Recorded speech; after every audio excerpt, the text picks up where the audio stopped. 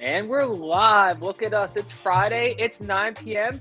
You know what that means. It's time for another edition of Swamp Creatures Podcast. What's up, boys and girls? How we doing tonight? What's up? Glad to see everybody here. Thank you to our special guest down here below me, Anthony Welti, for showing up. Going to start off with the usual tradition. Go around the room. Present the drinks, gentlemen. Mitch, what are you drinking tonight? This might be a step down to where the chat is going to insult me again, but this is Red Diamond Red Wine. So I'm sure Leighton's going to call me gay in the chat any moment now. Your upper middle class white girl fetish. I love it. Tim, what are you drinking? So you guys left a bunch of booze at my house, so I'm going to start putting a dent in it. Tonight, we have the Captain Morgan 100 Spice Rum, 100 proof. Gonna be good. Do that. Some Captain and Coke. Hey, Shannon, what's up? Howdy. Oh, I got the Blue Moon here again tonight. Keeping it simple.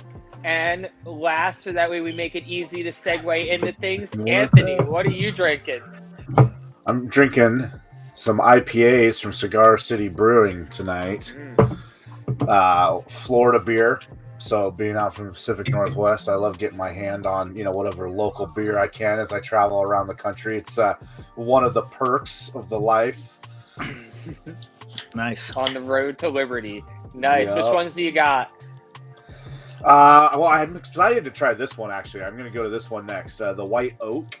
It's a little bright with my camera here. White Oak. I've not had this one yet tonight, but it's, 7.5%? So hopefully that'll kick me in the face just right. Nice. I was going to say I've been there, so I had the White Oak, and it's a kick in the pants for sure. Nice. So, want to let you introduce yourself for those of us out there who don't know who you are. Who are you? What have you done? And what are you doing right now? Man, who am I? Well, I'm a Pacific Northwestern here out on the East Coast, but I'm doing a project here called Be Free, The Road to Liberty, where I've my wife and son and I have traveled the country together in a travel trailer, tiny house style, going state to state, city by city, county by county, spreading liberty, either helping people that need help on projects or showing up and getting projects going where they need a kick in the pants to get some activism going. And it's been quite a fun journey. About the last 2.5 years that we've been doing this full time. It all started with a campaign for state insurance commissioner out in Washington.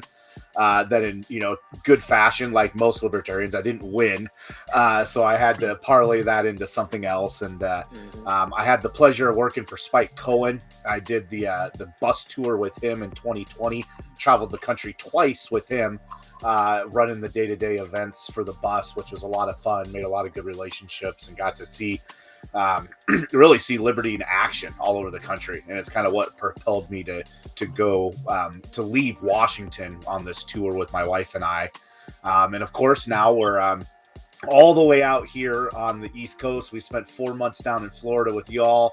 It was quite the blast. And within a week of leaving, of course, I getting chased by tornadoes. So maybe that's a sign that I never should have left, and I should have just stayed in the great, state of Florida. Well, I'm glad that you're making out well with all the natural disasters happening out around you out there.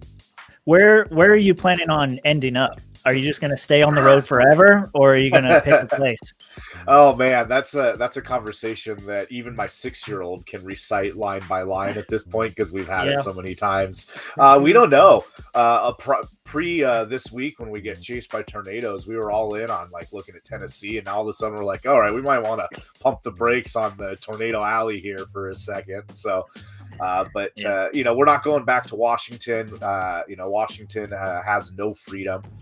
But more so than that, our family was looking for a change. We're looking for, some cheaper land values, some different culture, see some different things. Being buried out in the Northwest has its perks in some respect, but there's a hell of a lot of country, a lot of fun stuff to do. So, we're going to decide here, hopefully in the next handful of months, where we're going to plop down and buy some land. And then we can take the road to liberty and turn it into a homestead for liberty instead. So what's your short list, I guess? What are you looking at? We're looking at Florida, Tennessee, North Carolina, and Kentucky are kind of the leaders, and Arizona as well. My objective opinion is that Florida is better than all of those. Oh, I can't imagine why you Yeah. would say that. Sorry, New Hampshire. I will. Yeah, be they a didn't make fair- the cut. That's surprising. A fair weather, freedom lover. Apparently, if it's too cold, I don't want the liberty. Yeah.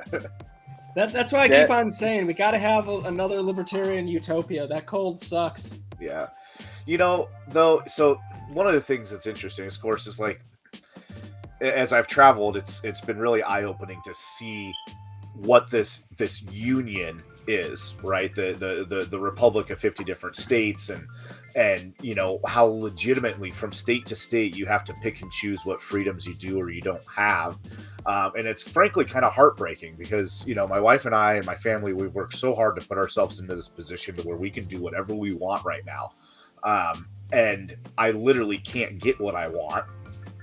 Because government is telling me I can't have it in one shape or form or another.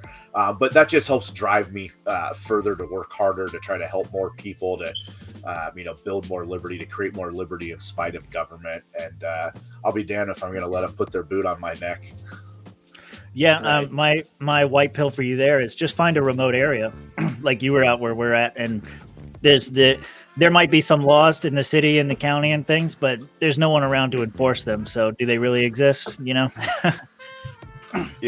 I just don't want to be up on no Ruby Ridge. So I really want to work in as off grid kind of a way. It's something my wife and I are both pretty passionate about. Her probably more so even than me. Not through the political sense though. She's just like a hippie. Artsy craftsy, wants to farm and stuff, hippie, and it just works for us. But I also realize that no matter what, government's going to try to trap you, right? So a lot of what I try to do is like work kind of like in and out of the system, right? So even like how I fund some of my activism, right? I do all of my work volunteer, not fee for service, most of it anyways.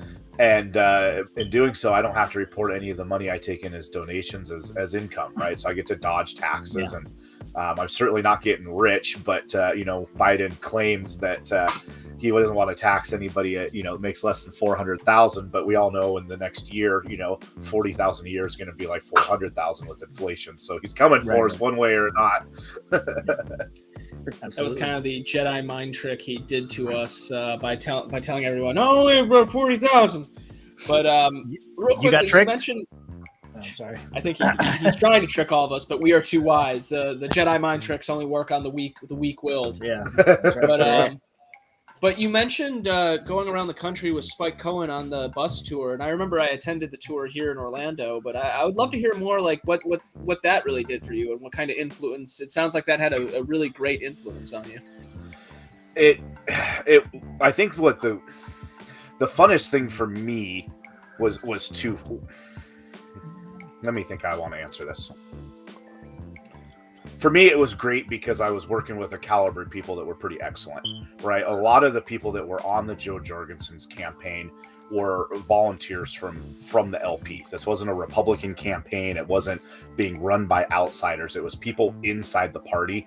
And it was great to work on something that where we all had the same vision or same mission, right? To get as many votes and spread as much liberty as humanly possible. And it was great to work with people that wanted it as badly as I did. As people, working at a county level, just getting started in the party, starting a county chapter, some of you guys have done, it can be kind of lonely, right? Where sometimes you feel like you're the only one doing the work, or, maybe things aren't going as fast as you want them to, or, and any of the trials and tribulation that comes with growing this movement. Working on that campaign, there wasn't any of that issue, right? We were all out there busting our ass, working our ass off, right? And everybody was pushing each other to be better, right? And that was great for me, because being newer in politics, and sometimes thinking I I know it all, or I can be better than the next, or maybe we should do it this way or that way, right? When ultimately, like, if you have little experience, right, sometimes you need to be around people that are also doing the same thing as you, so you can just listen, so you can absorb what they're doing, so you can take the good, leave the bad, right, and learn from it all. And that was really empowering to me. It was also great on a personal level, to get to watch Spike Cohen work on a day-to-day basis, and see that he is the same person behind the scenes that he is in front of the camera and in front of the rallies. He's as nice and as genuine of a human being as you could ever ask for. He's extremely intelligent when it comes to his breadth of libertarian knowledge. But he's just kind. I'd see him, at literally 3 a.m. on somebody's personal, Facebook page wishing him a happy birthday, right after we just got, done doing a, 18-hour day on back-to-back nights to another 18-hour day. So for me, because I have an extremely high bar of both what I will support for libertarian candidates on a principle level, but also who I'll put my personal time and energy behind. I left my family for weeks on end, right? I had to have those phone calls home at night to my wife and my son, and hey, sorry guys, I missed you, but I have to be out here doing this. And I never once regretted for a single damn second leaving my family and working for Spike Cohen. And that's something that I think the party should be proud of. Libertarian activists in or out of the party can know that they've got somebody like Spike that, when push comes to shove, he's going to do the best he can, and he's doing it the right way as often as he can. I like it. Speechless. Yeah. Drink it up. I was trying to let the host take over, man, but he's not really good at catching news. Well, you're just doing such a great job, Tim. So, Anthony, want to take it back a little even further than that. So you ran for insurance commissioner of Washington State. Tell us more about like how that was as a candidate, so to speak, like the good, the bad, the ugly of being a statewide candidate for something in a state like Washington, for instance. Yeah, well, I mean, I heard all of the same lines that any other libertarian has. You can't win, or why don't you run as a Republican, or your ideas are too crazy, and all of those different things. And of course, media wants to ignore you and give you an unfair shake, and if they do cover you, they want to put your name at the bottom of the article, that type of stuff. But what I found is confirmation of what I thought would be true when I went into it. I went into that campaign taking a capitalistic mindset, knowing that even if I wanted to go start a business today in this economy, that there are going to be many things working against me, right, as an entrepreneur, right? And while that shit sucks, ultimately all any one of us can do for our families and our communities, go out there and put forth the best product we can and earn every bit of market share that we think we can, right, and do good with it.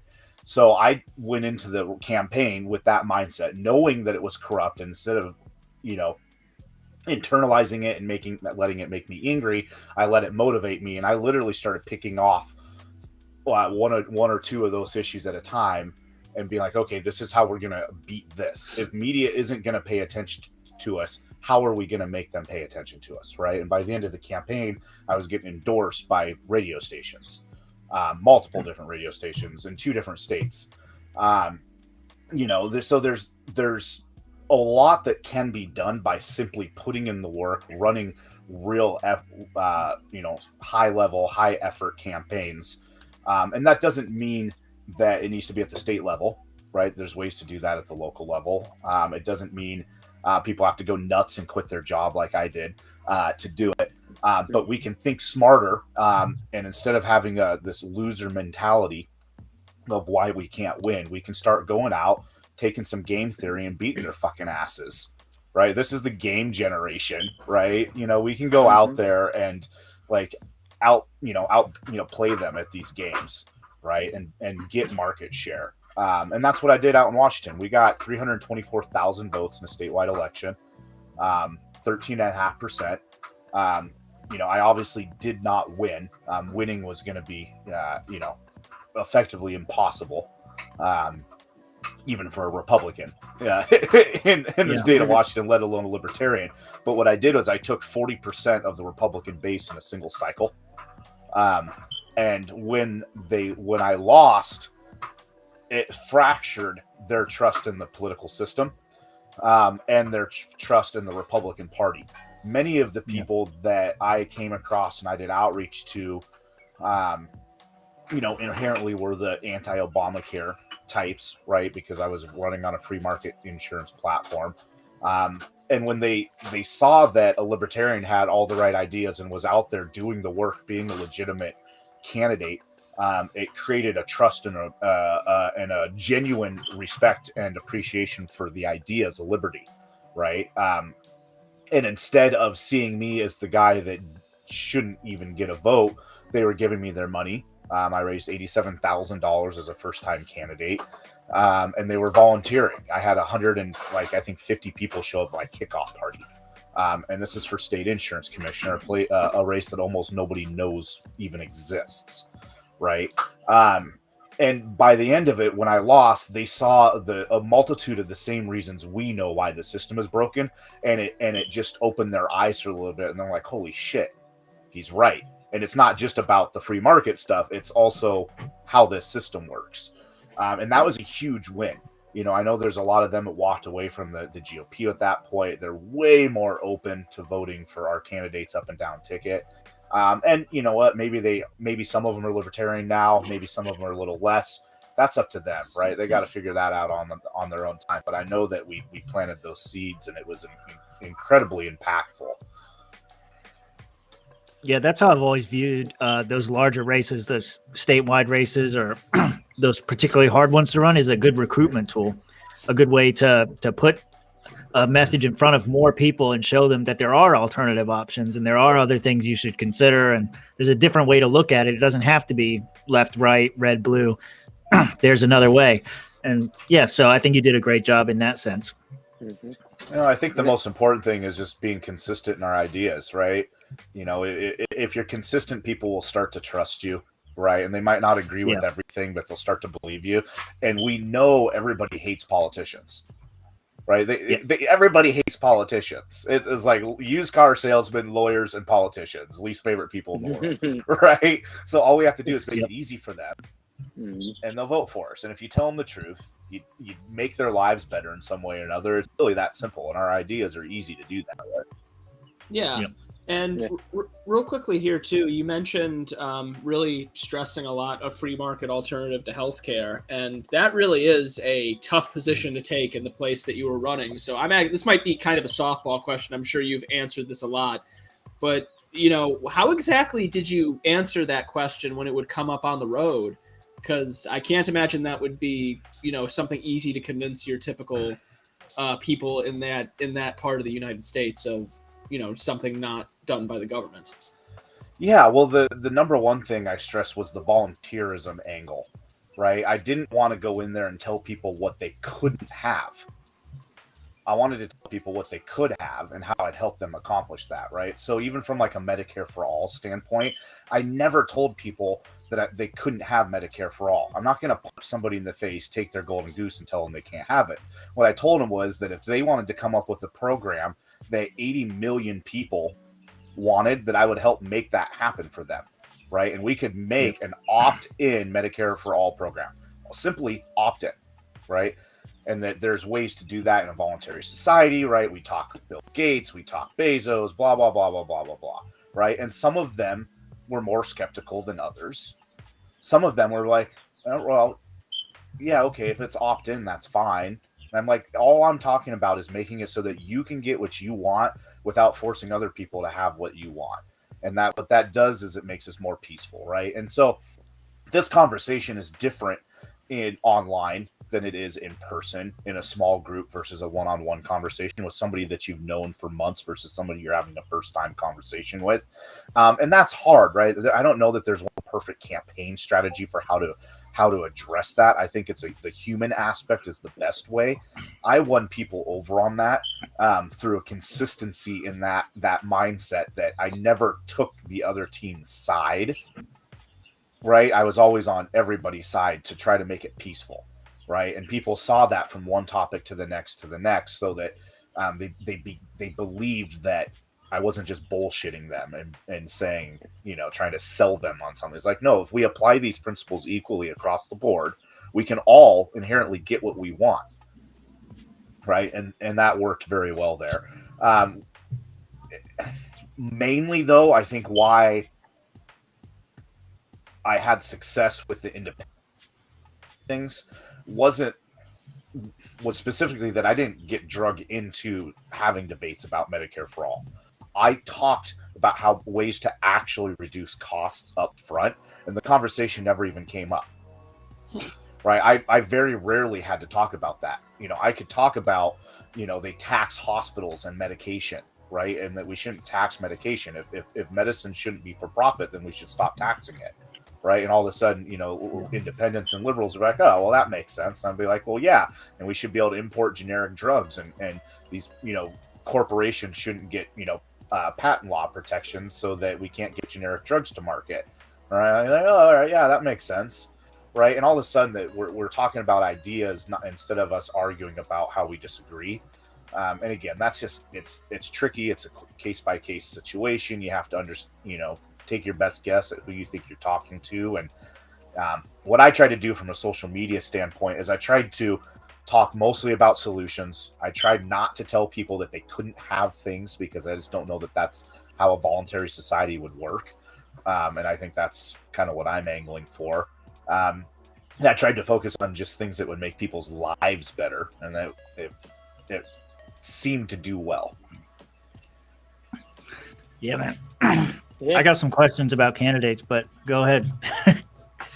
No, the only question I really had was, after everything that you went through with the campaigning and fundraising and all that, would you ever, on any level, doesn't matter what, we're not going to get into the details, but would you ever consider running for anything as a candidate again?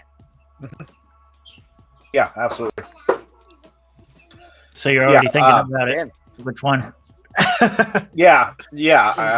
I believe so. For me, like I'm all in the mental side of like we have to work outside the system, right? We need agorists, right? We need black market solutions, right? And frankly, even being involved in the political conversation gives me a chance to talk about those things and expose people to them, while also creating a network for myself and others.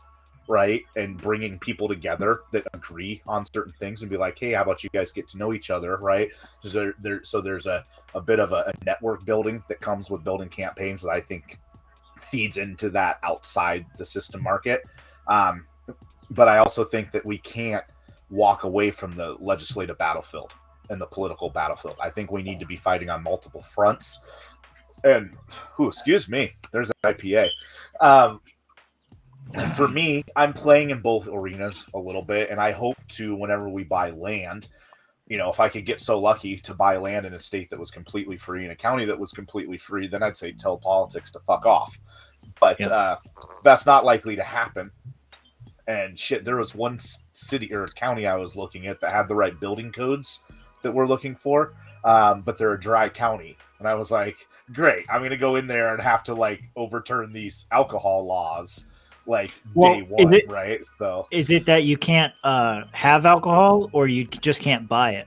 Can't buy it, and I mean, in each city and county could be a little different too on what that rule is. Is it on certain days of the week? And you get a place on the county line, and you just you smuggle.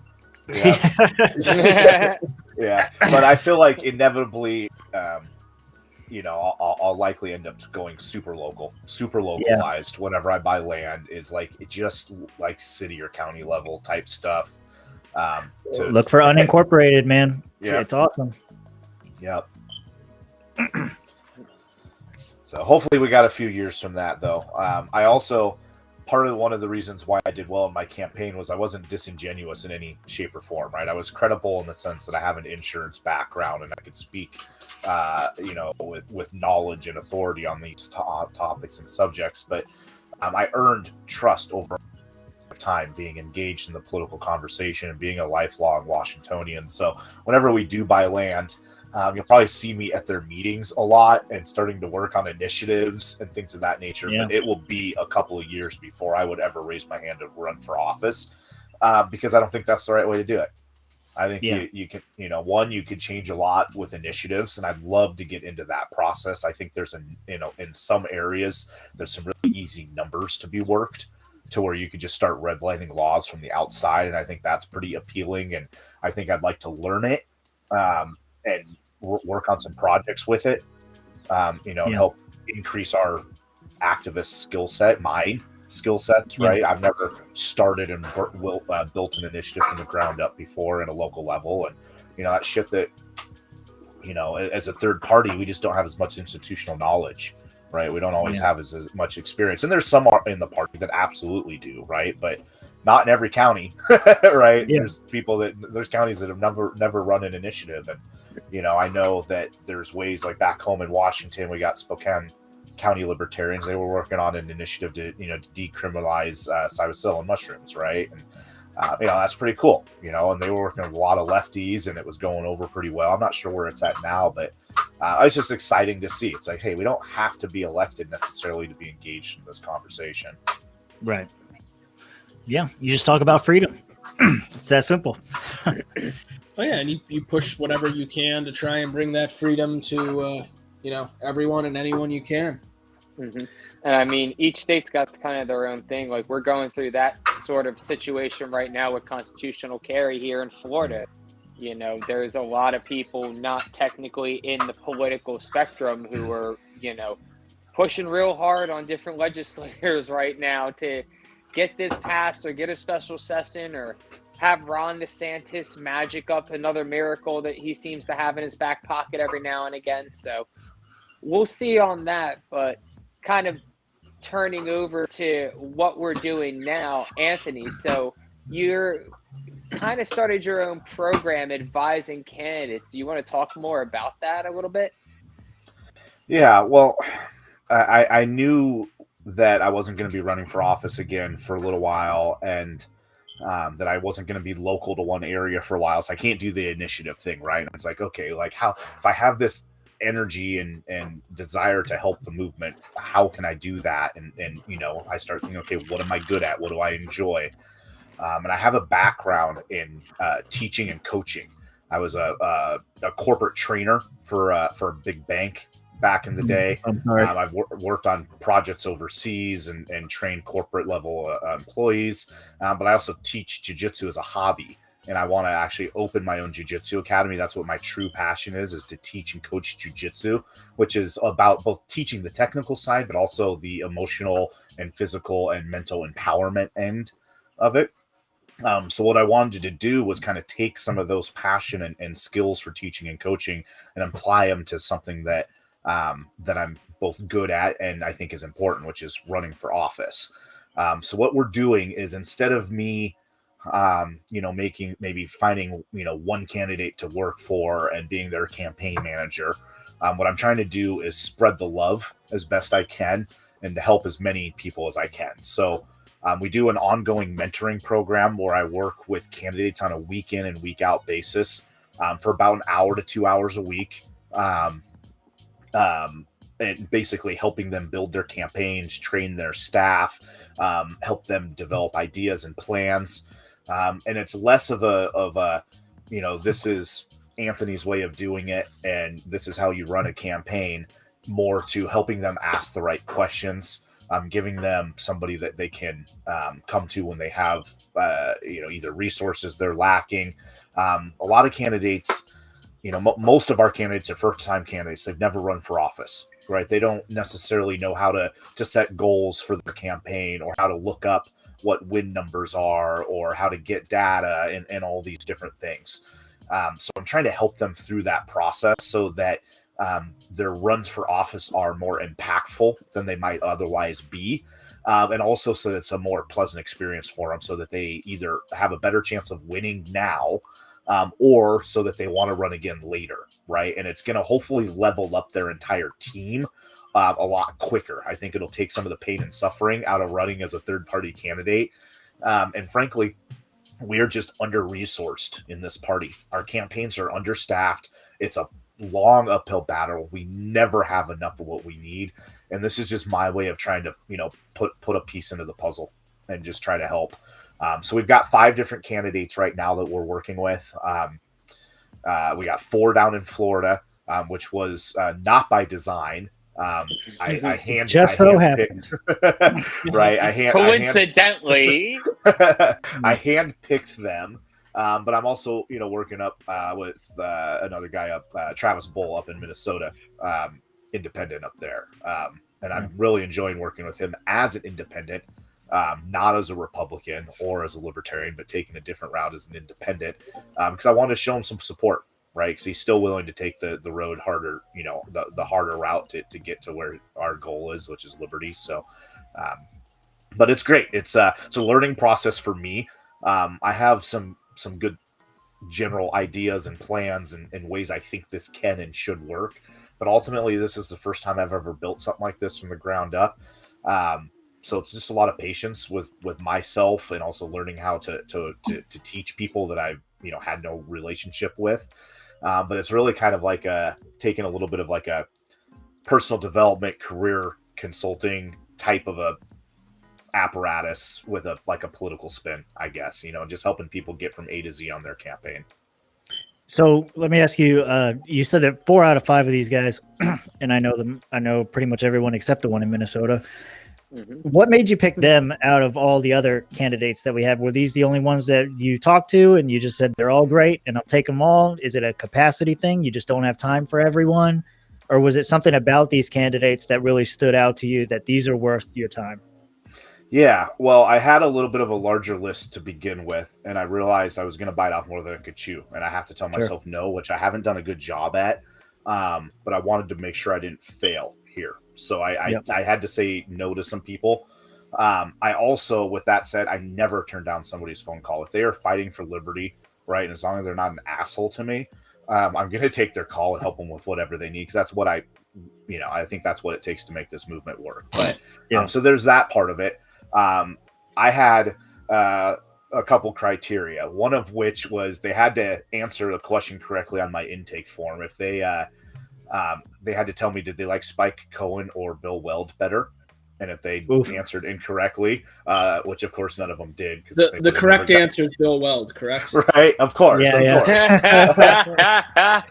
The joke is, of course, they would never have gotten the intake form had I thought they liked Bill Weld more than Spike. But no, in all seriousness, the men that I'm working with, they all boldly stood against the lockdowns, right? That was one of my main criterias for this election cycle. I wanted to work with people that weren't scared to say unpopular things in a hard time, because that's extremely important quality, I think, to be inspirational and to make positive change. And I think those two are things that are really important. So, Dennis Misagoy, Ron Kunkowski, Eric Parker, Tracy Robinson, those are all guys that fully oppose the lockdowns.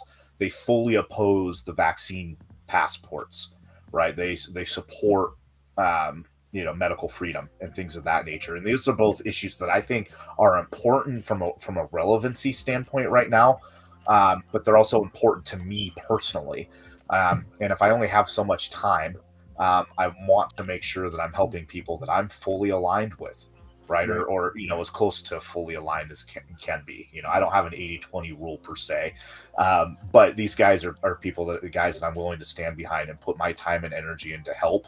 And I think we got a good shot to make a big impact with a lot of them. And we got some local races. Then we got the statewide with Dennis, and then we've got the independent, which is a congressional district. So we can get into a couple of different styles of campaigns, right? And part of that for me is going to be also, again, it's going to be educational, right? This is going to be opportunities for all of us to learn and to grow and to apply, new ideas and to elevate, our campaigning ability to higher feats, right? So part of the rest of this project, I'm going to, plug the website here, theroadtoliberty.com. Theroadtoliberty.com exists for a couple reasons. One, if I get kicked off of a platform, I'm not restarting. I'm going to my own website. I'm just not doing it. So I needed a place to start putting my own content. But I also wanted to, give people, libertarians, a chance to come together in one place to share assets and resources, right? So there's groups on there for candidates. If you want to volunteer for campaigns, you can go sign up and subscribe to the groups. If you want to, grow an affiliate, right, and you want to work with people that have experience in that, or are also specifically trying to do that, you can go into those groups and get some resources, right, and to share ideas with people. But it's supposed to be a place where libertarians can come and work together, right? So the idea behind helping these candidates now isn't just helping them today, right, in these specific elections. It's about raising the level of this entire movement, because I think there's just so much skill and experience that we could go get from just being more involved. Yeah. I'll kind of ask Pat's question a little bit differently. How do you view success with these different campaigns? Obviously, winning would be great. Some of these are going to be a lot harder, like Dennis Mistigoy going up against Marco Rubio. What do you view as a successful campaign in that aspect, other than winning? Yeah, that's a great question, Patrick. And the most important thing here is I let the candidates define that. Okay. But what I'm doing, and as part of my coaching platform, is I teach them to ask those questions and then identify what those successes might be, so that they can have obtainable goals, so that they can have some snowball effect to turn good things into bigger things. Right. And that could be a variety. Right. Now, Dennis specifically, we're looking to try to do double what the previous Libertarian candidate did, right? Because that'll be an effort of growth. That's a goal that is a pretty high bar. I mean, double anything is a lot for the LP. I don't know if you know this off the top of your head, but just to give the listeners an idea, what exactly would double be? That's about 500,000. About 500,000. Thank you, Tim. Well, yeah. Welti answered. I'm looking. And thank you, Anthony, as well. Yeah. But sorry, I didn't mean to derail you there. No. And, and part of my process has been, was like professionalize this, right? Whatever that means, as best as I can, right? Luckily, I have a professional background, as a corporate trainer and such. But, I don't know Florida. I don't know Minnesota, right? So I'm not here to give specific advice necessarily on what message they should run on, or what topic, or this, that, or the other thing, right? There's any number of polling and consultants and research and stuff that county chapters and state chapters should be helping them with, right? But what I want to do is help them understand what it means to be a candidate, how to conduct themselves as a candidate, how to get from A to Z. And part of that, though, means I do need to research their race, right? And get them to research their races. So anybody that's thinking about running for office that might be looking at this, right? There's little things like knowing what your win number is, right? That a lot of people that have never run for office don't understand what that phrase is. And that's fine. I didn't know what it was when I first got involved either, right? A win number is what literal number, how many number of votes is it going to take for you to win? Is it a 50 plus 1%, right? Is there a majority number you have to get? What was that number in the prior election, right? So little things like teaching Dennis what his win number is. Now, luckily, Dennis has been involved. This isn't his first campaign. Just one of the reasons why I picked him. I did want to work with somebody for one of the campaigns that wasn't a complete rookie. Dennis held elected office, right? So we have somebody with previous elected office in Florida that's now running for a federal seat, right? And that's impactful, right? That adds credibility to the Libertarian Party of Florida, right? That, we've got experience. This isn't somebody that's just a fly-by-night candidate, right? He's willing to go out and do the work. And if we could get him, 500,000 votes, I think that'd be a tremendous growth for that position. And it's probably, pushing what he's capable of with the assets he has at his disposal and the time commitment that he can give to the movement. Yep. So, Anthony, in general, what would you say, like, for a candidate is the biggest attribute you need to have when you come into a campaign? Like, is it time? Is it money? Is it, what, like, if you had to say in general, because I've kind of heard you give like this speech before, but what would you say if you're coming into a campaign is the most important thing to have coming in? I mean, if you could wave me a magic wand, if I started a campaign tomorrow and you could give me like one of 5 or 6 things, I'd say money in a heartbeat, right? I'd be stupid not to, right? If we had a candidate with $100,000, right, that could hire staff from day one and make their life easier from day one, and have resources at their disposal from day one, yeah, that would do it, right? So developing donor relationships is huge, right? That's going to be huge for local parties to be doing, because that's ultimately going to feed down, downstream into candidates.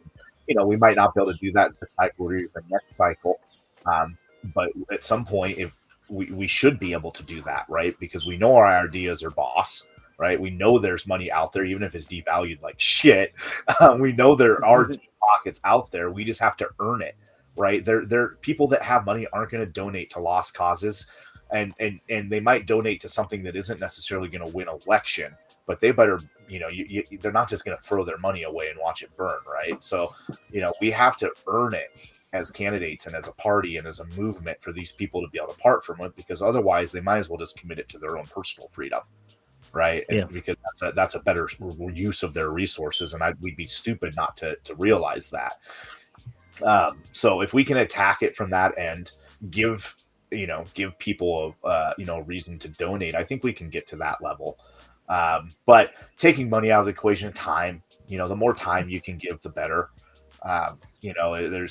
There's a lot of work to do. So, if you don't have a huge amount of time to give, that doesn't mean you can't run for office. It just means we might want to change the type or style of campaign you're running, or maybe adapt a different set of, goals or vision, for how you're going to accomplish it.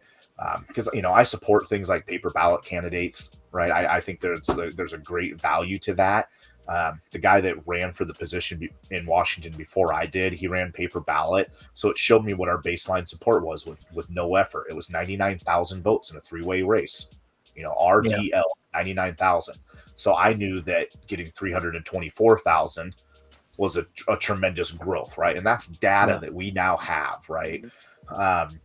So paper ballot's good, running 5 hours a week. We can run campaigns on 5 hours a week, right? We just have to decide what that looks like, and, I'm enjoying helping the candidates with that. I'm enjoying even just talking to folks like you and the people that are listening, to get people to start thinking like this. Even if you aren't running for office now, or maybe you aren't ever going to run for office, right? You can still start conducting yourself as if you might, right? And start realizing that, everything that you're doing outside of the house, away from your family and your job, that you're, if you're at a rally or an LP event or something, right? To what end that you're, are you there, right? What relationship can you support or lean into, right? And build, right? What, how can you be helpful to other people, right? Because that is ultimately some of the people power that's necessary, right? Is the personal relationship side of things. So that if you ever do decide to run for office, you've got more people in your corner, right? And there's just little things like that you can do. You can start integrating yourself in your community, right? So even if you aren't running for office, right, but you're at the soccer games, right, and you're talking to other parents, right? But when you're there, right, know that, hey, you know what, I might be running for office someday. Right. So this conversation is more than just a casual get to know the parent, right? This is, something that's important, right? This relationship's important to the community. So start treating. Oh, go ahead. Yeah. Sorry. No, you're fine. You're fine, man. I'm just trying to get in. Even if you're not running for office, it's a great data point for something you to do. If you just want to run initiatives and you don't want to run for office, it's good to know how people think about it outside of our circles. Like, we have our internal debates, and those are always fun, but that's not what most people care about, and that's not how they view things. And so just being out there and speaking to them as if you're a candidate, offering your own ideas of solutions and trying to build that relationship will serve you a lot better. That was one thing. I did the campaign boot camp with you and a bunch of the candidates that you got on your list there. And that was one of the things that you talked about in your speech that I really liked, was you were talking about running as if or speaking to people as if you're going to run for office at some day, and noticing that all this activism stuff you do on the side, like you said, anything you do outside of your house is you building that network for you to potentially be a candidate at some point in the future, and just realize that and start to look at things in that way. And one thing that that we've had a problem with, and I've had a problem with talking with people, and I deal with it internally too. How do you convince somebody to run for office? How do you convince them that it's not a waste of time? How do you I don't know. What do you get? What have you found to be effective arguments in getting people over that hurdle? Because the biggest thing that I've noticed is that we have a lot of people who are willing, but they just don't want it to be them. They're like, I'm willing to help out. I'm willing to do all this stuff. I can give you money and whatever, but I don't want to be the candidate. They're afraid to take that leap. I think one of the most important things that we should be doing from a leadership standpoint is putting people in positions to where they're happy. Okay. Yeah. And if they're not going to be happy as a candidate, they're going to be a shitty candidate. And they're probably going to do poorly and make us look bad. Right. So, and I take that mentality to pretty much any job within the party, right? Of like, what is it that you enjoy doing? And let's find a way to help you do that within the movement. So I don't try to convince people to run for office. I will say what I try to do is give people the courage to step outside their box, to feel that like they're not alone, right? So that if they're on the edge and they're just needing to feel supported, that they'll know that they'll have somebody that'll support them. So it's much more of the empathetic, I'm here for you type of approach than it is a, hey, you should run for office.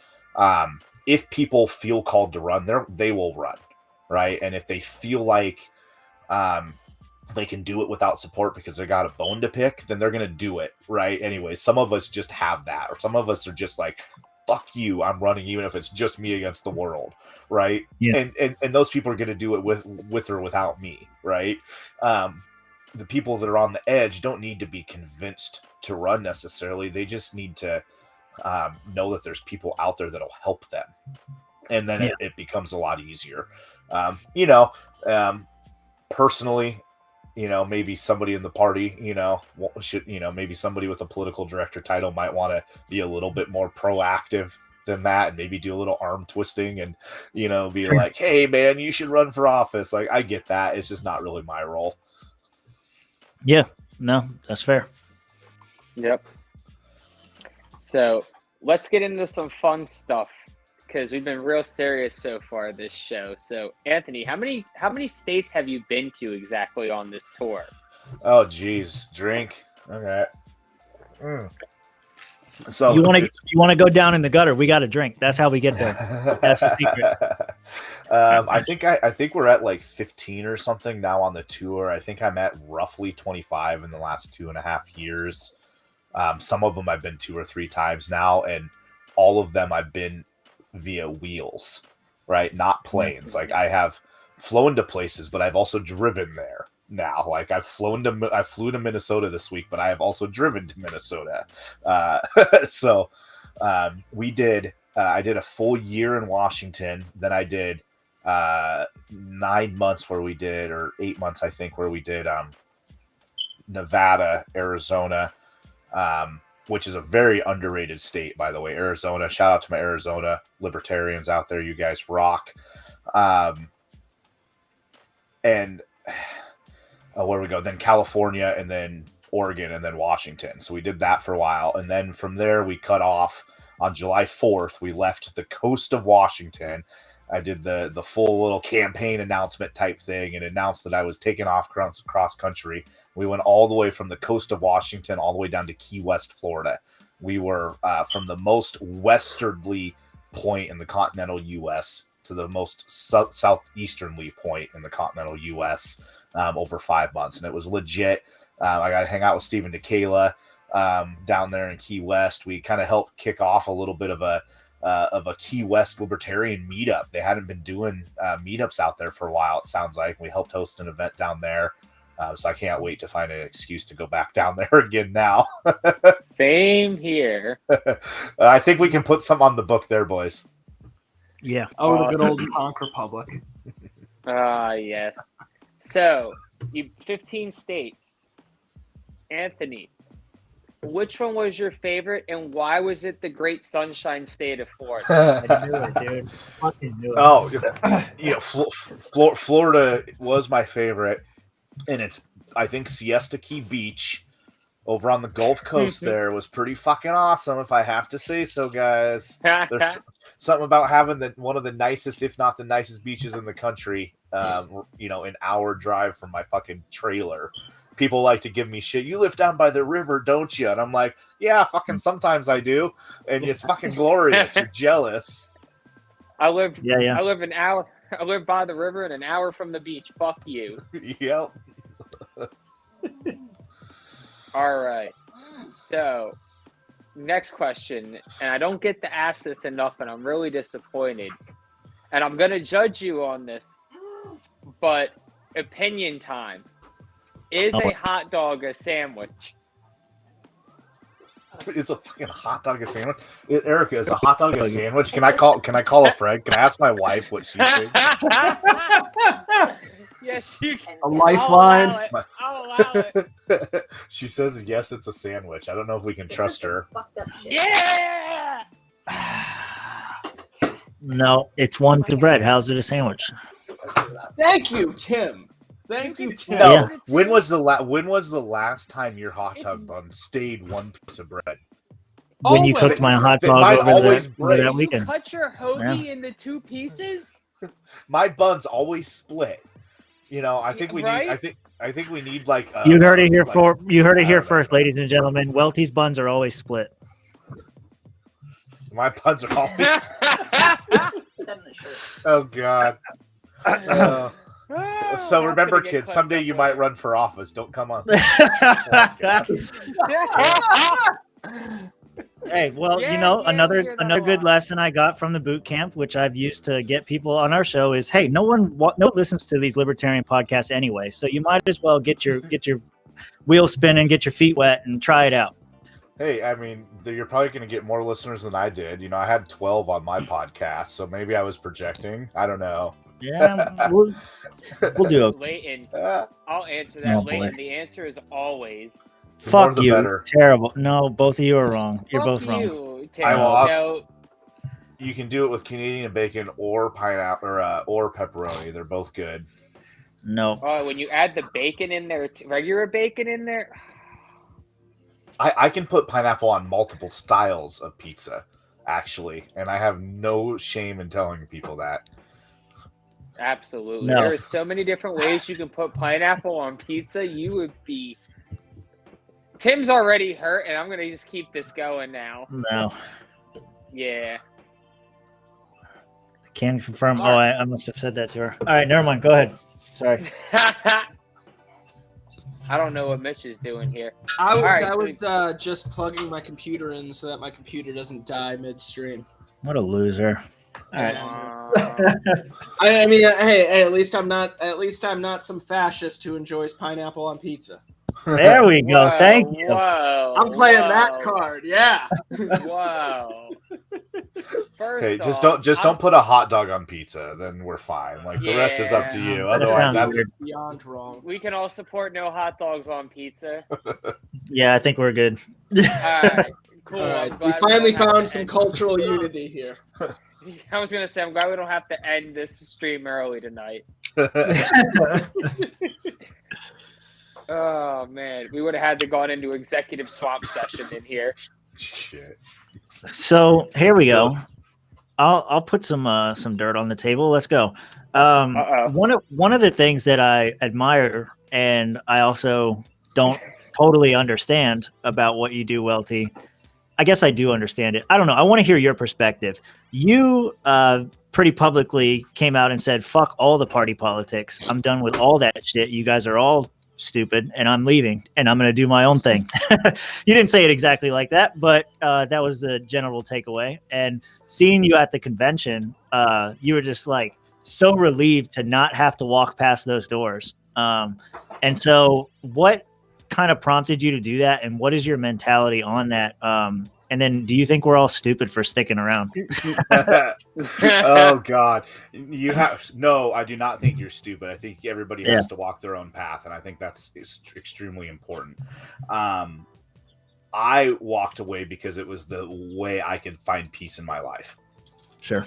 I do a fuck ton of work for this movement, and the only thing that stresses me out about it, besides the obvious, government's bullshit, is the party aspect and all of the stuff that goes around the political side of the party. Yeah. Right. And I'm very opinionated. It's very hard for me to not play devil's advocate, get fucking caught up in debates and arguments and conversations and fucking having 1,000 things where I'm frustrated or happy about or half happy about, or like, well, maybe you could see it this way. And it just wasn't peaceful for me. It wasn't productive. I didn't like it. I didn't enjoy it. And it wasn't worth $25 a year. So I walked away. What I want to do is I want to continue to spend my time specifically on projects and efforts that are important. And I want to work with people that have the same vision as I do, and specifically on projects that are helping rubber meet pavement, right? Yeah. Like, even if I like you and respect you, if a project isn't specifically, or if an effort that I'd be putting in isn't specifically feeding into something that can hit the ground, right, then I don't want to spend my time on it. So, that's important to me, so even like I was up in Minnesota, right. And I gave a speech. I was up there with Joe Jorgensen and Dave Smith and Avens O'Brien. And, we gave a speech. I'm in a room full of libertarians who just got done arguing about bylaws. And then later the next night would, have the party fracture because of bylaws, of course. I know that by being there, I'm helping them raise money.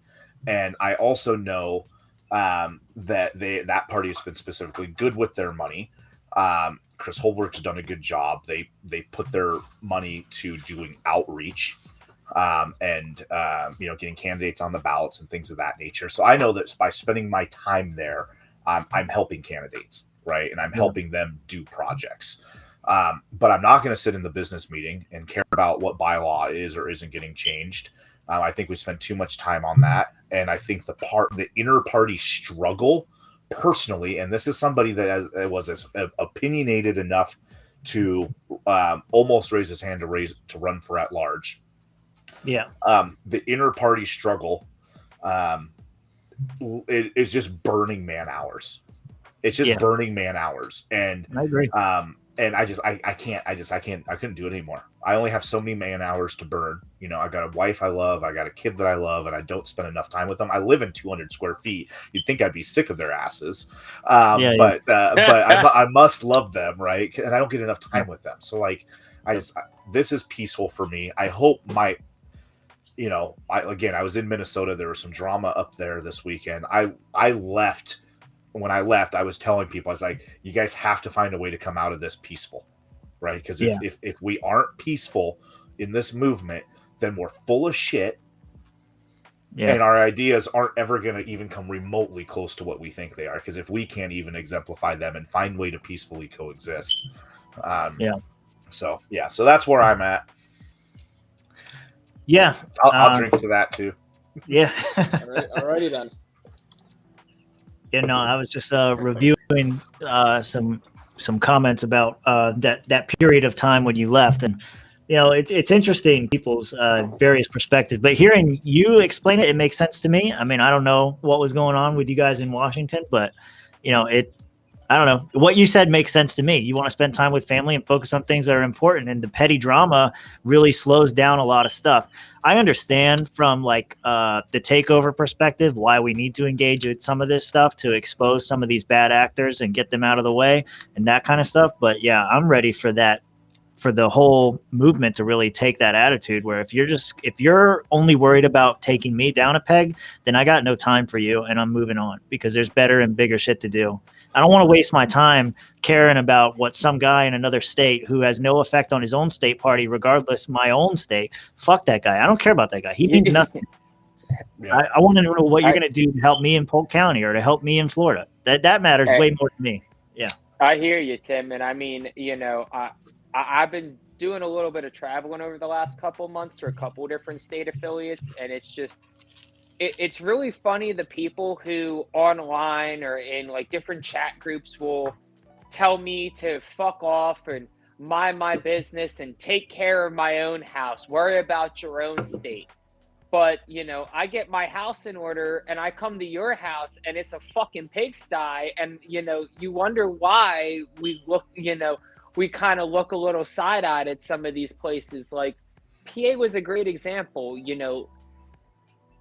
Yeah. I don't know what was going on there, but like, it's just, I tell these guys every now and again, like, I don't know what made y'all so miserable in Pennsylvania. Maybe it's the cold, maybe it's the Amish or just having way more fun than y'all are. But like, everybody there needs a big hug and like a pat on the back because these, some of these people are just fucking miserable.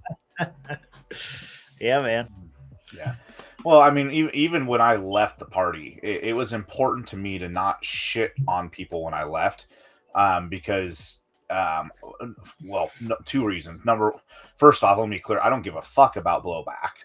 Anybody who's been around me long enough knows I don't care about any of that. But what I didn't want to do, I didn't want to crap on people that were staying that I care about, that are doing good work, that matter, right? Yeah. Also, any of the individual reasons why I'm frustrated aren't the reasons why I left. The number one reason why I left was I started whipping votes to become a delegate, and I realized that's not why I joined this fucking movement. And doesn't matter what got me to that point, it was me whipping votes. And that doesn't mean if you whip votes, you're bad. That's not what I'm saying. I didn't get involved in the Libertarian movement to whip votes so I could go vote to be a delegate, right? Like, now, so I was like, you know what? I can't do that. I have to look at myself first in the mirror and be like, what am I supposed to be doing with my time? Right? This isn't it. Stop it. And the rest of it is, as far as I'm concerned, most of it's water under the fucking bridge. Like, because I'm not the type of person to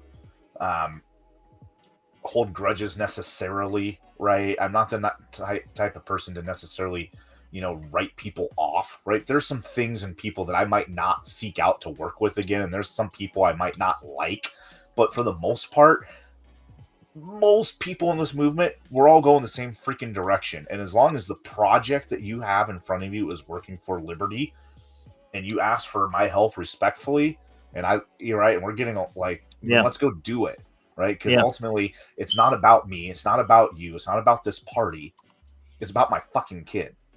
Yep. Right? Mm-hmm. That's all I care about. Right? So the rest of it is irrelevant. If it doesn't help my kid, I don't want to do it. It's that simple. Yeah. No, it's good, man. I respect it. Exactly. Yeah. Respect. I should have left when Mitch left because I've got about 2 swigs left of my beer here. Oh, shit. Oh, Cocash. I just, you had to go there. I had to. Adam, you want to know Where's something? Rob with the wet fart noise? Yeah, Whenever right. we need him, and he's not here. Yeah. Rob, in our hour of need, you have failed us, bud. One time we So need a good. soundboard. That's how we were Look, it's one of the elephants in the room, right? You got to pull it out eventually. I don't know what's going on with this guy, but it's a prime example of like shit that doesn't matter. Like, I don't know, man. People are going to run for office. They're going to, I don't know. And then accusing everybody of being bots and all this shit at the end of it. I don't know, man. You guys want to know the hardest part about quitting the Libertarian Party? What's that? Most of you I'm still friends with. I still have to read all this shit. And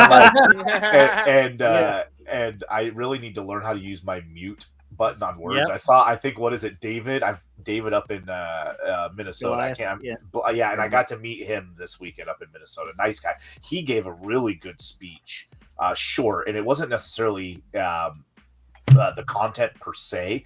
He was energetic. He gave a really energetic speech when he was running for at large. He's somebody to keep an eye on, and hopefully the party can give him some tools and shit and put him to work, because I think he could be good. He's got a good energy about him. But I saw him post something about he muted the number 15 today. And I was like, fuck, I need to learn how to mute like all of these things. And if I could just have a bucket of libertarian drama, and I don't want to see it. Yep. But there's no way to do that. Maybe Elon Musk can figure it out for us. Yeah, You man. know? He can open up free speech but ban libertarian drama from Twitter. I've been using the mute button more and more lately, and it's greatly benefited my life. You could disagree. You want to troll them. I don't want to deal with these fuckers. Like Tim, all, you're I just all- don't. See, Yeah. there's a difference. I don't care. You can say whatever you want, and I'm just gonna be like, okay, that's cool, bro, and I'm gonna move on to the next thing that interests me. Like, I think I said it on Facebook before I got locked out to somebody that Twitter Yeah. is an app that's specifically made for shit posting and dunking on people. And the longer it takes you to like understand that, the longer you're going to suffer every time you scroll through that god awful, godforsaken app of a fucking social media. That town platform. square. yeah. I just remember I was at a Renaissance fair and some dude was doing some crazy trick and he was telling people to follow him on Facebook and TikTok. And when he got to Twitter, angry people, follow me on Twitter. Yeah. Well, speaking of shit posting and trolling a little bit, Leighton wants to know, what does Anthony feel about trolling the party? What are your thoughts on that? Have a goal in mind if you're going to do it. That's all I ask. Like, have a specific goal and intention and make it actionable.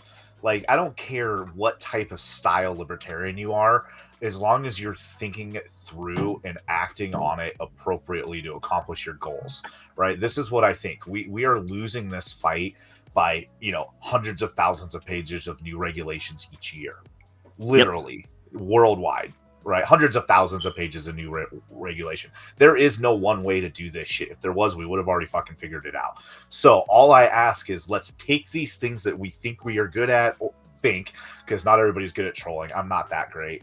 Spike's great. Josh, you're not on Spike's level, but you're getting there, But take these things that we either like doing or we think bring value and find a way to amplify it and turn it into something like one more step above, right? Yeah. Push it to get you somewhere specifically. And if we act with intention, I think that's when we see more growth and more progress. At least that's what I'll put on my fucking business card or something. Yeah. So what you're saying is that Oh, no. getting a billboard on a very busy strip of highway in Florida and putting DeSantis, Sproles, and Simpson's head on some rhinos with some Elmer Fudd hats wouldn't is be too a bad complicated. idea. It's too complicated. It's not too I mean- complicated. You're just retarded, Tim. It's okay. No. We understand. You had a public school education. Life is tough for you now as a result. But, we're going to take it slow for you. Okay. I mean, if I could just real quickly, didn't we have a candidate kind of troll in a manner like that? Like when Davy Parrish was running for worst tax commissioner? He was the best tax commissioner. You shut your whore mouth when you talk He about David. ran on the campaign of, I will be the worst tax commissioner ever. I will do everything to make sure I am so terrible and ineffective at this job. That's not That bad was if the you think best. taxation is Yeah, theft. I know. Yeah, I was gonna say, you have a very warped perception of what worst is, my good sir. I This think is that would this be is the his best word, tax not mine. Yeah. I would say Like- it's the best, but But another thing he did while trolling, kind of trolling during that campaign, was his competitor. I don't remember if it was a Democrat or a Republican. I'm just going to say It Democrat. was a Republican. It was It was a 100% Republican? Republican. Uh-huh. Okay, it was a Republican. Right next to that billboard the guy put up in the highway, he had one not far away from it that basically just said taxation is theft. Yeah, And- that's how you do it. It was literally right next to it. That meme is still out in the wild. I see it every now and again. I'm very excited when I do. Yep. Because I remember Well- when I first saw it. It was beautiful. Maybe the Libertarian Party of Florida could, find a way to, put some money towards some outside marketing with billboards. That might be a fun project. I don't know. Yeah, we might need to find somebody to help fundraise for that. I don't know. Yeah, We'll sounds see what happens. sounds like an interesting project. It Yeah, It might I'd be be. happy to do it, but we need a lot more money. We do, which is why we need to find some people to fundraise for us. Yeah. On that note, I'm gonna grab another beer. Don't say anything interesting while I'm gone. All right, That's cool. fine. I want to ask Mitch about some bullshit that you don't care about. What's up? What's up? So, Dave, he might be great on healthcare, but he's got some opinions about rape that I disagree with. What about you? Dave Smith? Yeah, did you see the post or did you see the clip, the interview Oh, clip? the Joe Jorgensen one, right? Yeah, No, yeah. I haven't actually watched the clip. I just saw. I everyone watched the ragging Jorgensen clip. That shit was so fucking whack. Like, my people told me that he said this at one point, and I don't agree with it, Bitch. and that's all I'm gonna say. That's like, pretty Put much- Alan Dershowitz on her SCOTUS pick list. Yeah. Like, first off, bitch, like, come on, you got to do better than that. Second off, you're Looking forward to it. you're not I- even trying. I really, Third of guys, all, I What? really want her to run again, just to see Dave Smith just annihilate her in one of these debates. This is going to be a good convention. We're going to have Joe, Spike's probably going to run, and then you're also going to have Kokesh and Dave up there. So it's going to be a good show. And Vermin, of course, will be there doing his shit. and there's a few others. Okay, but third of Yeah, all, ugh, I don't know. I knew that was a thing that happened recently, and we didn't get a chance to talk about it yet. So, it and I literally know happened Welti today, I Welti think. doesn't care about what Joe says about Dave. So it was a perfect opportunity to speak about I that. don't know, but if I know Spike Cohen does not drink because I've met him on several occasions. Yeah. And he's a straight edge man. Yeah, But I Yeah. swear to God, I want to get him drunk just to see what he'll tell me about that campaign. Like, okay, now tell me, what's the real deal? nothing. I have an NDA, so I can't say shit. Ah, damn it! Yeah, Fucking It's always NDAs, the man. NDAs. Always the NDAs. I can- Always the NDAs. Yeah, I can tell you, like I said at the beginning, there's a lot of hardworking fucking people on that campaign Yeah. that Yeah. think a lot like we do, and then there's a couple people that I'm very disappointed in. You know what? And I wouldn't hire them to run my campaign, but you know Yeah. what? Well, it is what it is. yeah. I don't know what else you guys got for Welty. So You what's running the out of future- shit? Go on. I just got a third beer. We got a Yeah, third yeah. beer here, so we can keep on going. Like, Oh yeah. So what's the near future hold for you, Anthony? What are you looking to do? What are you planning or already have on the books so far? It's like that, huh? Yeah. Well, let's see. So right now we got the 5 candidates, right? That's the main thing is fully focus on them. We're ramping them all through their action plan part of the program right now, getting them to start focusing on team building and putting together better timelines, identifying what their goals are. And really, we're right at the process here where we're kind of putting all of those nuts and bolts together. And it's so super exciting so that after that, we can start focusing on skill development. So that's going to be a lot of fun. We're going to be doing a lot of door knock training, a lot of role playing for like phone banking and fundraising and teaching the nuts and bolts of social media and things of that nature. So that's really cool. I don't have any work planned in North Carolina or Tennessee or Kentucky, which are my 3 next states that I'm booked. And frankly, I'm kind of excited about that because it'll let me slow down here for a little bit. That way, good, when we head back down into Florida, we can be all ramped up and ready to go hot and heavy again. And the plans to come back down to Florida, I think probably right after Labor Day. I hear Nice. you don't want to come definitely before Labor Day if you don't have to. So Yeah. That's good, man. I'm glad you're gonna get a break, dude. You deserve it. Take some time off and enjoy it with the family. yeah, and by time off that means 20 hours a week instead of 40 or 50. But Hey, whatever, dude. Take it. whatever you can end up getting wherever you can. So I Retire- asked this question earlier as well too from Pat. You want me to just bring this one up, or Josh, were you about to say something? No, go Yeah. for it. Did we Okay. answer it already? I don't think we did. We kind of talked briefly about Dennis, but I don't Oh, know. okay. I know which one you're talking about. Go ahead. Yeah. Yep. Well, he was asking. Pat is from the Bay County area, by the way. What can he and others do specifically in Bay County to help Dennis out in his campaign? Is there anything the affiliate can do to help out? Money, Yeah. money. Yeah, I mean, so the affiliate could host an event. That would be one thing, to where you guys do all of the work and Dennis gets to come show up, take pictures, give a speech, shake hands, right? That would be, a perfect synergy between a county affiliate and a candidate, right? Now, the good news as a county affiliate, right? You also are using him to write as a way to bring people in, right? And you can decide what type of event that might be, right? If you want to do an inter-party stuff, right, to get people to show up, or if you're looking to do something public and host a rally on an anti-war message or something, right, that might be a good way to help support him. Beyond that, on an individual basis, the most important thing I try to get activists to start thinking about is really like, what is it that you're specifically skilled at? Like, maybe that's something you do in your day job, right? Maybe you're somebody that works in sales, right? And you're used to talking and having conversations, right? Or maybe you're somebody that's on the computer a lot running numbers and working Excel sheets and stuff, right? Maybe, right? So figuring out what it is that you're specifically skilled at.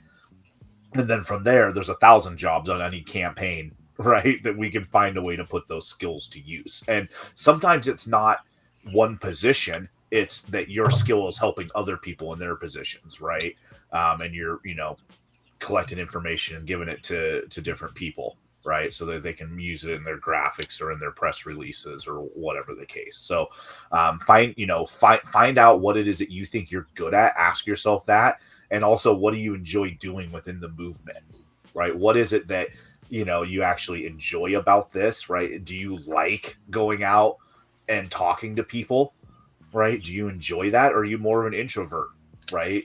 And you'd rather find a way to work behind the office, right? If you can ask yourself those two questions, reach out to the campaign, reach out to Dennis, and he will find a way to put those skills and those kind of passions that you have to work.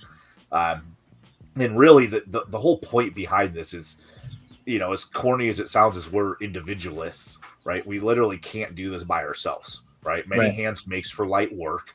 So the biggest thing I ask people from there is try to do a little bit more than you did last year, right? If you put in, just a couple hours here or there, right? See if you can put in a couple more this year, right? The state's not stopping, right?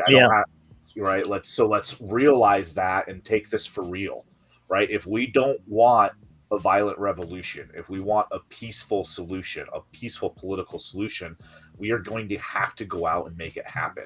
So that means putting a little bit more time, a little bit more money, even more time and more money, right? And if we can do that collectively, right, Yep. we can move the needle in a lot of different areas. And maybe that's local, right? Maybe that's on a specific issue in your community, or maybe that's, with a big platform like a Senate campaign for Dennis, where he gets to go up against Marco Rubio and talk about legalizing weed at the federal level. And pushing the anti-war message here again, with your Ukraine, and and then pushing the school choice message, which is also huge here in Florida, right? And Dennis is a teacher, right? So yeah. No, that's good, man. That brought up something that I wanted to ask you. You kind of touched on it a little bit, but I was curious. You ran for a statewide seat in Washington, and I saw a comment somebody posted. What? Oh, yeah. There's Dennis. There you go. Dennis Yeah, there you go. Yeah, Dennis. And I think it was Dennis actually. Somebody said something that was like, the Libertarian Party doesn't run candidates. The candidates run, and then the Libertarian Party takes credit for those campaigns. How do we change that dynamic? What would you have liked to have seen as a candidate from the party that maybe you didn't see? What sort of support can the party offer? I think the party can be more proactive and more organized. Okay. Good luck, man. So, and that's why it's so I'm not just going to say that. I'm going to help people do it, right? Because I'm not going to just talk about it. I'm going to be about it. And this is where we have to change as a culture here. So here's a prime example with the Florida Libertarian Party, right? Is, I've got 4 candidates here in Florida, right? So what I'm going to try to do is create a little bit of a synergy between the candidates and between the state party, to where that there's basically, it's communication, right? It's as simple as that, right? But it has to be proactive, to where we're talking about things in advance. But it's even just knowing what to talk about, right? We have communications directors, and this isn't Florida particularly, but communications directors all across the country that have never either run a campaign themselves, worked on a campaign, or done social media for a campaign. They don't know what a candidate needs, right? Yeah. So our people on the state boards don't necessarily understand these things. That's not their fault. That's just a reality of where we're at with experience. So by having some experience working with the state party, being a candidate myself, we're going to try to help get these conversations going, so that there's more synergy, so that the party's working together more proactively. Because I think really what it comes down to is it's not just a party issue or just a candidate issue. It's that we're always recreating the wheel, and everybody's kind of doing their own thing. Yep. So I think it's just, we have to have more conversations. As corny and as simple as that sounds, we just need more conversations amongst each other, less arguing about who's running the party, and more like, how do we go use this social media platform to go support Dennis or Tracy or Robert or, Joe, or any of the candidates, even, Ali Kelly, there's candidates, Frank Kraft, right? I don't want to just support the 4 guys that I'm working with. Tub up in Jacksonville. I love you, Tub. You're gonna give me shit because it took an hour and 21 minutes and 57 seconds to name drop Tub. And he's like, "Why aren't you working with me?" It's because you're legit. You don't need my help. You got it. I'm gonna watch and learn from you. Actually, take some notes, my friend. But yeah, so we just, some synergy. I think, as corny and bullshit as that sounds, just some synergy. It doesn't have to be complex. This isn't rocket scientist. A lot of us are doing these things in our personal lives, in our careers, and the different nonprofits we're working. The soccer clubs, the churches, the Mason clubs, right? All these different things, these different organizations we're in, the businesses we're part of, right? We're all doing this, right? We're all gaining, or accomplishing things in our life. It's just take those skills and that knowledge that we have in our personal life and find a way to apply it to this political world. And I think just being more focused is a huge key to that. Get in there, motherfuckers. What are you trying to pull on there? But well, I'm always so scared to talk because one of you just wants to hop in there and just run everybody over. Don't shake your head at me. One of you? It's like the only day where we haven't had that problem. I don't know if it's the wine or what. Look, you can whip that little airsoft gun out. Yeah, I know, man. I do it because I can't get in trouble for it. Does Tim Pool need one of those? That guy keeps getting swatted. Yeah, man. I'm pretty sure if he has that, he's getting shot. If he's getting swatted, Yeah. This is one of the old school fake ones. What's funny is we got 3 of these. My wife found them at a flea market or something, and the first one sold to Compton. So, somebody got stuck up. Oh my god! Sorry, I think that the local law enforcement by Tim probably just has the passcode to get in now. He's just giving it to them, so they know upon arrival that everything's fine and they can just walk right in. I bet you they're not even pulling guns out of holsters at this point. At number 8. No, it's I don't know. It's a dumb thing to do in this neighborhood. Everybody's strapped, and so just don't be stupid. Oh, Polkistan. Nah. Gotta love the country life. Yeah. Hector, what's Welti's vision for Florida? I don't know. What is your vision for us? Tell us, oh great leader, how to run our lives. Yeah, if we want to suck the least, how will we not suck? Dude, Hector, I can't even honestly answer that. Like, I wouldn't even bullshit you. I am a narrow focus guy. right? Like there's 29 million people in Florida, right? I spent time in Miami, and then I spent time in Gainesville and Key West, and like all of these areas are different. Like I don't know, right? Like what the future is for Florida. I know that if we're gonna do it, we need more assets and we need more resources, right? Whatever it is, we need more money, we need more people, we need more time. And we can't do that by leaving each other hanging out to dry. So that's why I'm just here to help and put as much of my time and energy into this movement as I possibly can, right? I think that's what we have to focus on. So that's my answer / non-answer. All right, Hector. I came up with a question that Tell Rose highs, Hector. other people are going to judge you severely on this question. We've debated it all the time, and I just want to hear your take. Should the LP run a candidate against Ron DeSantis? Why or why not? Should the LPF this Sure. year? Sure. Run a DeSantis, anti-DeSantis candidate. I'm not pro or anti, because this is the thing. I think that there's multiple things you could do, right? You could not run a candidate because you don't have anybody that wants to or that is going to do anything more than a paper ballot, and maybe it's not even worth the money, right?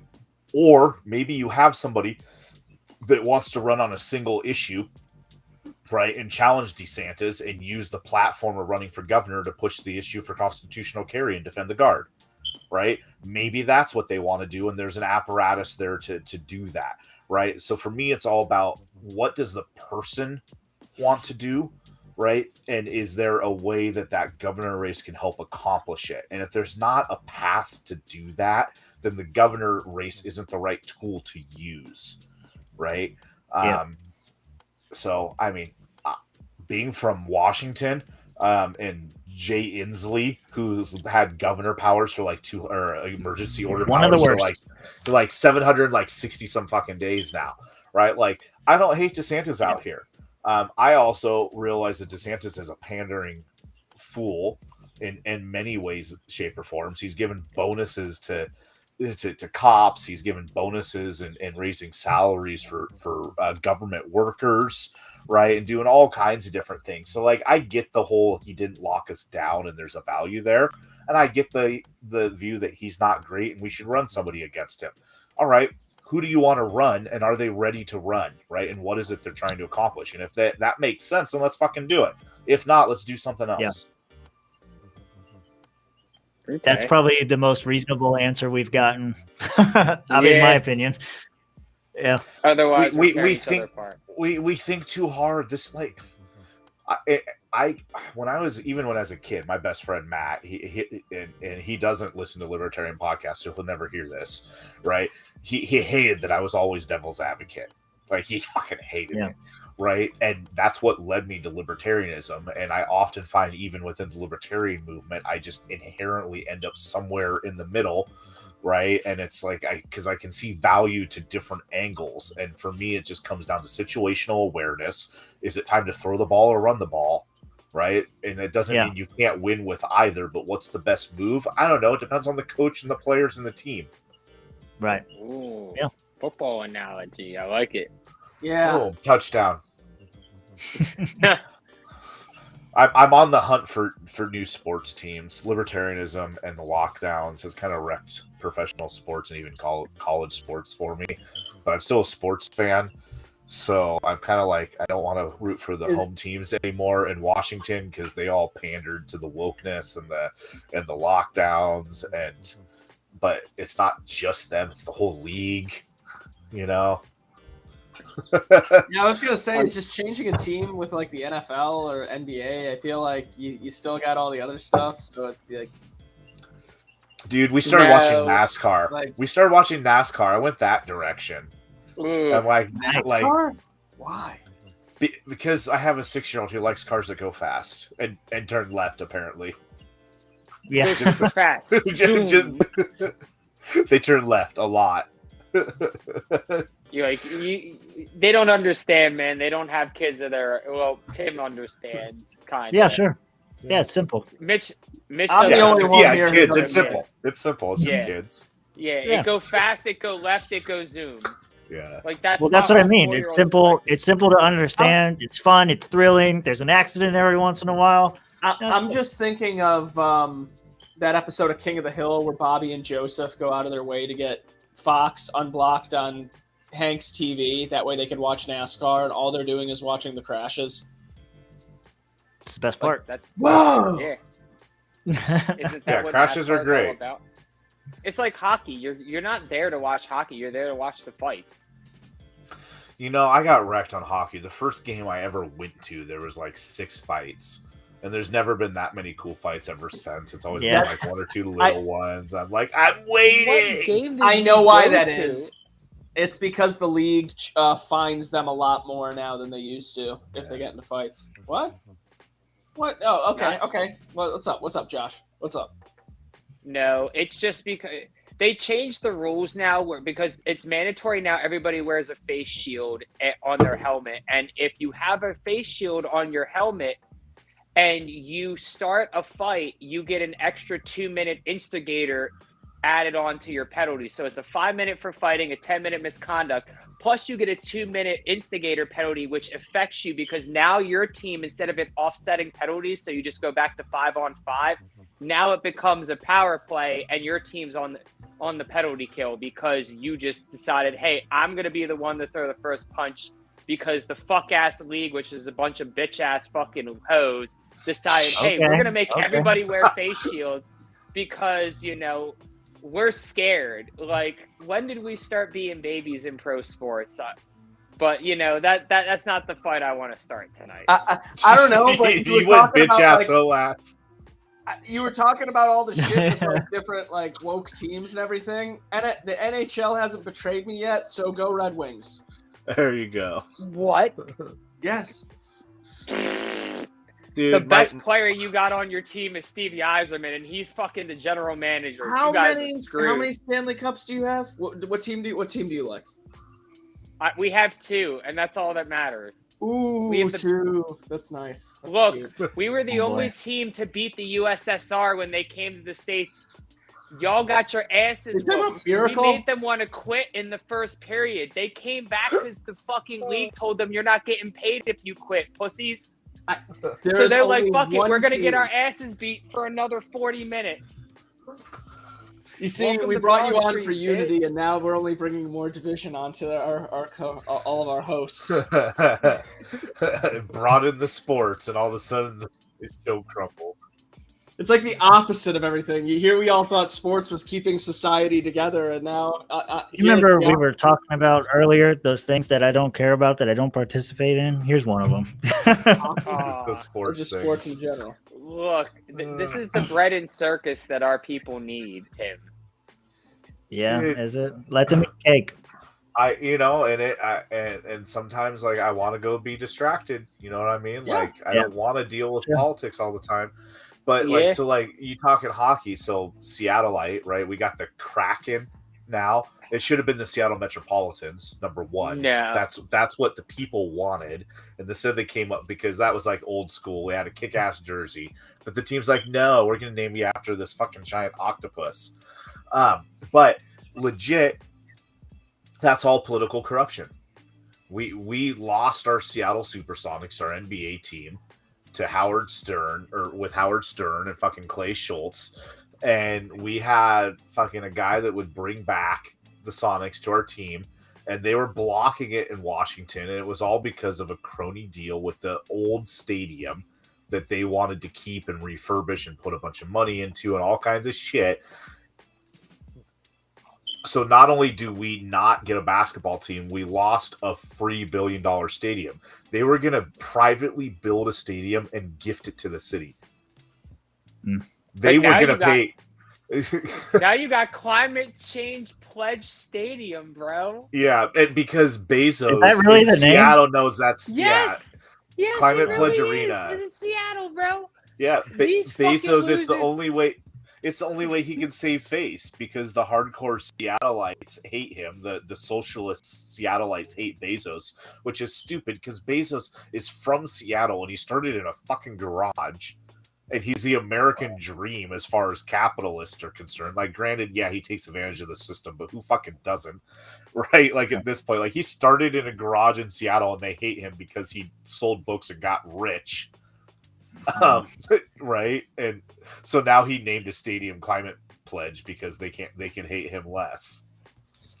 And they have like all these Oh like my God. goofy little, it's serious, like they have all these goofy little things that they do to try and prove that like they're more green than the rest of the league with their stadium. Like, it's really wild when you like look at the details. This just sounds very, very cringe.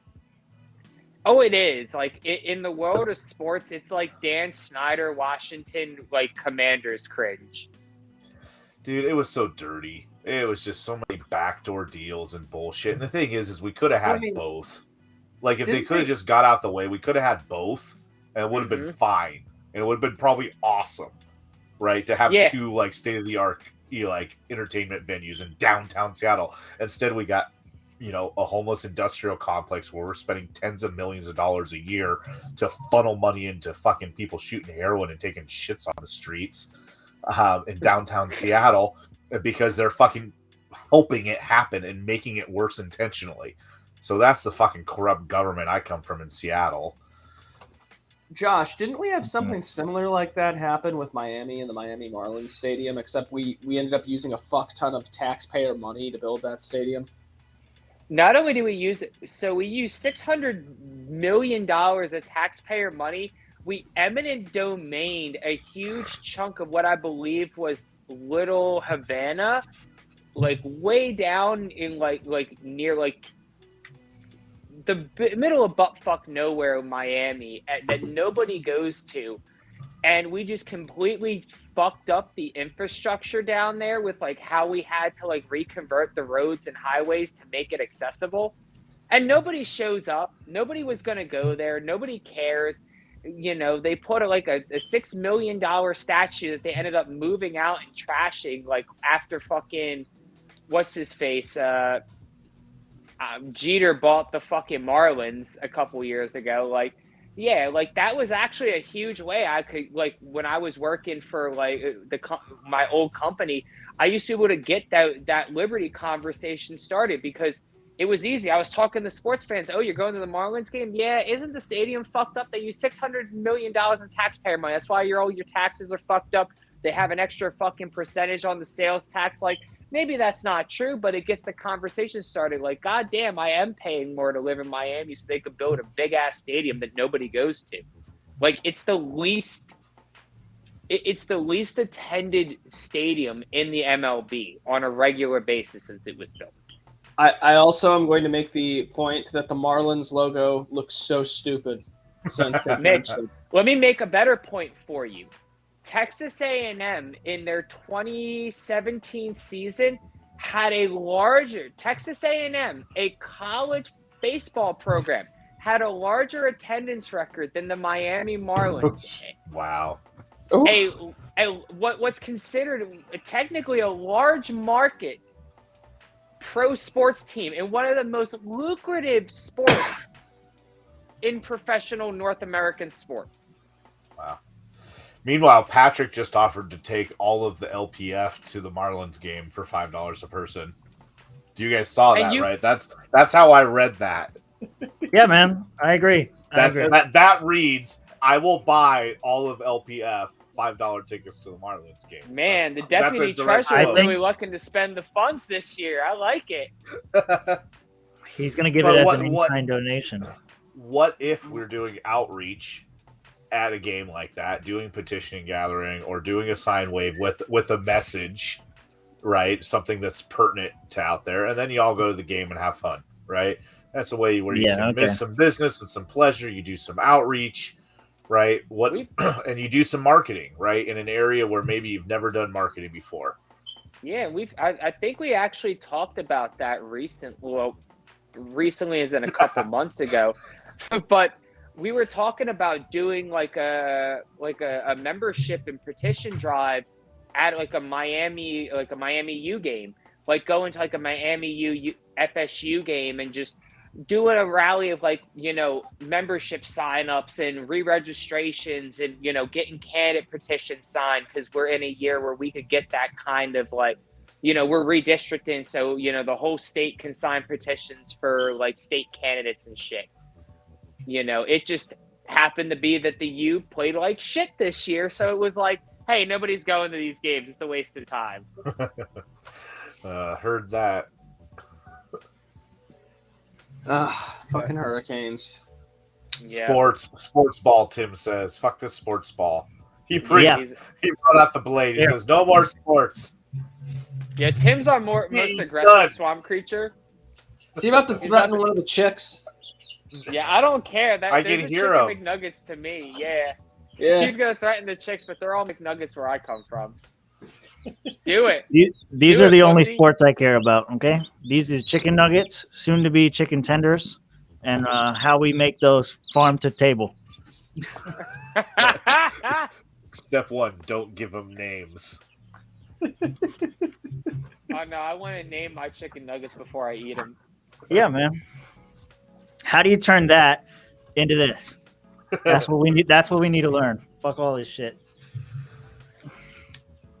Yeah, I got some friends that are like doing all kinds of like dehydrating and freeze drying food right now. Like I got like specifically, I think two or three friends. It's like every day or two, they're putting like 20 hours in on the dehydrator, where they're putting like 2 weeks worth of food. They're just like cooking it and then fucking dehydrating it, and like that's a lot of fucking cooking. I was like, are you kidding me? I'd get so fat, number one, because I'd be eating a meal off of all of them.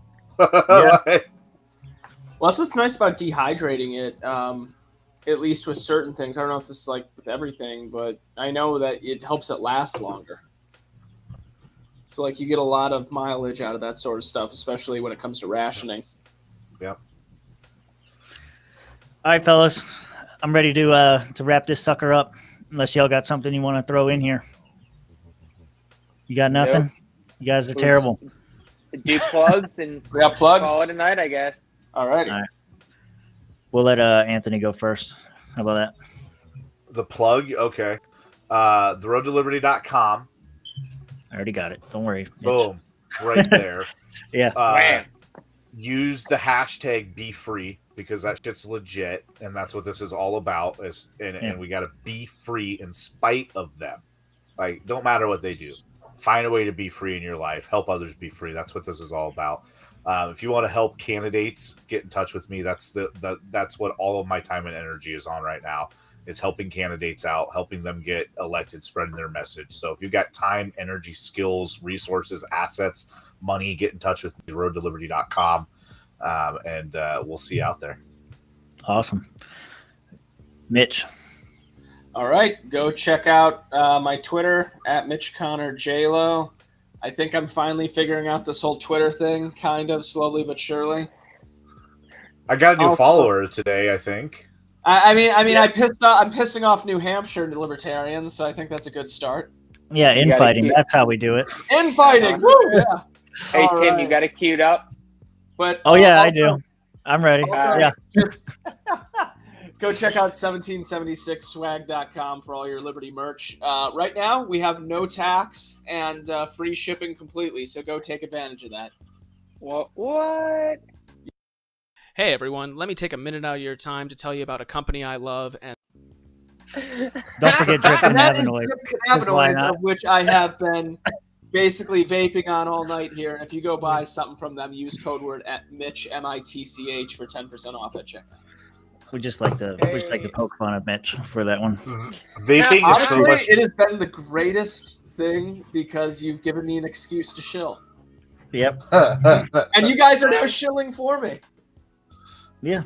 This Another my whole Friday night. Another thing that I learned at the boot camp from Welti is you have to ask for money. So just keep asking. Yep. You'll get better at it. Josh, what do you got? All right. So first, shout out to LP Delaware sending me this really cool Built on Revolution shirt for their state convention.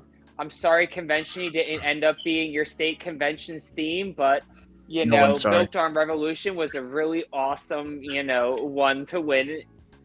I'm okay with Convention coming in second.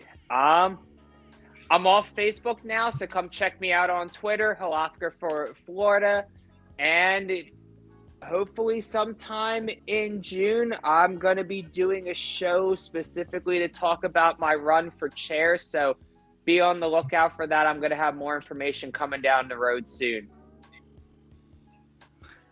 Hey, Alrighty. did I miss the Ron Tracy show? Did we already do that? Or do we have our dates wrong in here? Because I'm looking at who's coming on the show next, and I don't remember Tracy being here. No, Yeah, but I don't All think right, we anyway. ever like we're solidified gonna figure a that date out. with him, but we're gonna get to him definitely sometime soon. Yep. Let that be a Ron tease Tra- for the future, people. Yeah, Ron Tracy's coming on, Frank Kraft's coming on, Dennis Missigoy's coming on, Eric Parker's coming on, a bunch of people that Welti has endorsed and put on his roster, and many more after that. So that's my plug, is check out the shows every Friday night, 9 p.m. Eastern. And with that, boys, have a good night, drink hard, play harder. Cheers. Yeah. And I'm going to push the button.